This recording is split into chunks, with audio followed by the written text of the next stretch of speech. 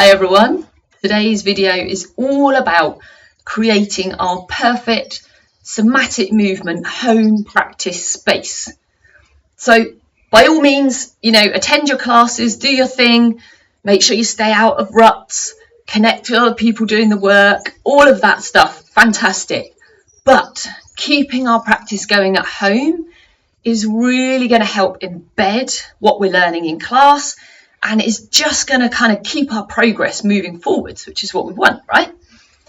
So whether that is kind of getting down on the mat and just going, oh, what do I need today? Or, oh, I wanted to have a go at that thing from class. Or maybe you like to follow along with audios, videos. We've got lots of those in the membership. Finding that time and space to practice for yourself is really, really, really going to help us as we do this work.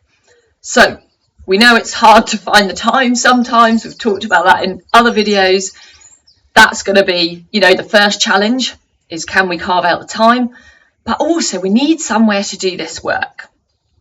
But do we all have the most amazing pre-set up, beautifully, lit, lovely and warm space to do this work?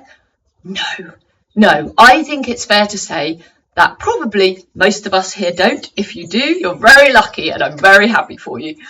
But for most of us, we are working our practice around our day-to-day life, right? And that may vary day to day, week to week, month to month. We've got a lot going on.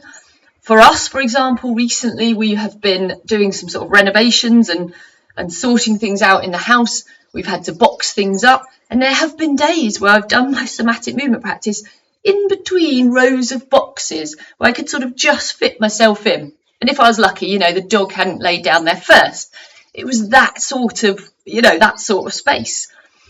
And maybe some of you have children and, toys get left around, or there's some amazing setup that you don't want to move. We work around this stuff, right? So in terms of designing our sort of perfect practice space, I think actually the perfect space is the one you have available to you. So yes, space on the floor to spread out, where nothing ever gets put. It's always available to us. It's nice and warm. There's no bright lights. We're not going to get interrupted. All of those things are really lovely, and they are the ideal, right? But life does not usually happen that way. So the invitation is to say, right, I've got 10 minutes, I'm going to do some practice. What is available to me? Is it wedged between boxes or pushing a few toys out of the way just to make a little bit of space? Maybe you have got somewhere where you could do it in seated. So a kitchen chair is ideal, but a little bit on the edge of the sofa, edge of your bed, something like that. Why not? If that's what we've got, then let's use that. I'll put an example in of a seated practice you can do that's really nice in the description below. You can do somatic movement lying in your bed. So maybe you do a few little pandiculations before you go to sleep. Maybe you do some when you wake up in the morning, just sort of reinvigorate your system, get those muscles back to that longer resting length. It's not going to be as beneficial as doing it on the floor, but if your option is in the bed or nothing, then it's brilliant. It's brilliant. And yes, it would be ideal if our space is quiet, we're not going to be interrupted whilst we do our practice. Again, not the reality for most of us, right? So maybe we can start to get a little bit nearer to an ideal space to practice, whatever that means to us. It might be that you are reorganizing some things in your house and you think, oh, I could just keep that little corner for my practice and we'll not we'll not store anything there. It might just be as simple as having your yoga mat in the corner rather than put away somewhere, right? So you can just grab it really quickly. Little things like that can make a big difference.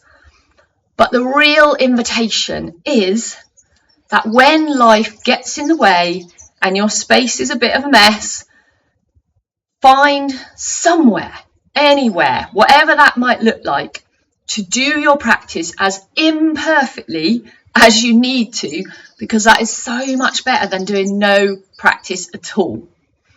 So there it is. Imperfect practice is better than no practice. It's not really any such thing as imperfect practice, but you probably get what I mean.